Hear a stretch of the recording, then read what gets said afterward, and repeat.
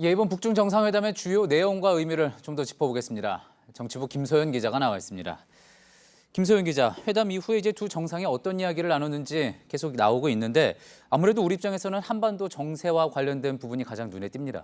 네, 그렇습니다. 중국 관영 매체 보도에 따르면 김정은 위원장은 지난 1년간 긴장 완화에 적극적인 조치를 했지만 관련국의 호응을 얻지 못했다면서 미국에 대한 섭섭함을 얘기했습니다. 그러면서도 인내심을 유지할 것이라며 유관국이 북한과 마주보고 한반도 문제의 대화에 진전되기를 바란다고 했습니다. 여기서 인내심은 연말까지는 대화의 문을 열고 기다리면서 장거리 미사일 발사 같은 도발은 하지 않겠다는 뜻으로 풀이가 됩니다. 예, 그렇게 해석을 할 수 있겠군요. 예. 유관국이 북한과 마주보기를 바란다. 유관국, 아무래도 미국을 이야기하는 거겠죠? 네, 그렇습니다. 전문가들은 미국을 가리키는 거라고 보고 있습니다. 시진핑 주석의 발언과 좀 비교를 해보면요. 시 주석은 중국은 북한의 안전과 발전을 위해 있는 힘껏 돕겠다고 했습니다.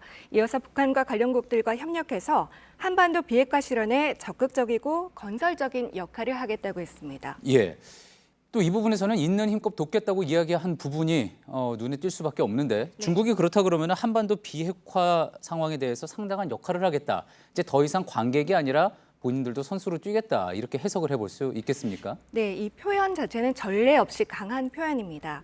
시 주석은 방북 직전에 노동신문 기고에서도 한반도 문제의 대화와 협상의 진전이 있도록 적극적으로 기여하겠다고 했습니다.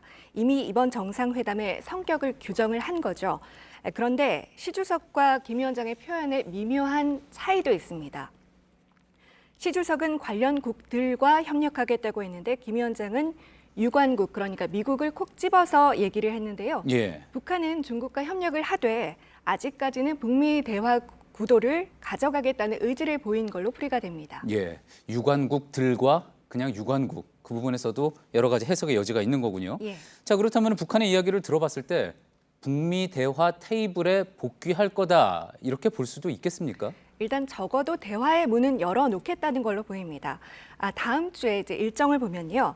G20에서 시 주석과 트럼프 대통령이 만나서 북핵 문제를 논의를 할 테고요. 트럼프 대통령의 방안에 앞서서 스티븐 비건 미 대북정책 특별대표도 한국을 찾을 걸로 알려져 있습니다. 예. 이때 판문점 등에서 북미 간의 실무 협상을 할 수 있다는 관측도 나오고 있습니다.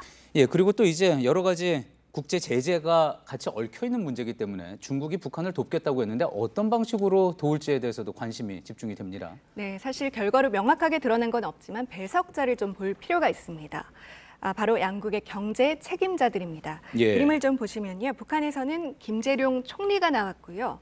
중국에서는 허리펑 국가발전개혁위원회 주임과 중산 상무부장이 배석을 했습니다. 특히 허리펑이 배석한 것은 중국이 개혁 개방으로 이룬 경제 개발의 이 노하우를 북한에 공유하겠다는 뜻으로 풀이가 됩니다. 예. 인도적인 지원 외에도 유엔 제재에 예외로 명시되어 있는 수력 발전 인프라 건설 같은 경제 협력을 논의했을 거라는 관측도 나옵니다. 예. 배석자 이야기를 했으니까 마지막으로 이 부분도 짚어봐야지 될 것 같은데요. 김숙일 총정치국장도 배석을 했습니다. 북한군 서열 1위 아닙니까? 이 부분에 대해서도 어떤 해석할 부분이 있을까요? 네, 그래서 군사협력을 강화하려는 게 아니냐 이런 시선도 있는데요. 반대로 오히려 경제적인 의미가 큰 배석이라는 분석도 있습니다. 최근 북한의 경제 건설에서 군이 동원되고 있다는 사실을 눈여겨봐야 한다는 겁니다. 예, 잘 들었습니다. 정치부 김소현 기자였습니다.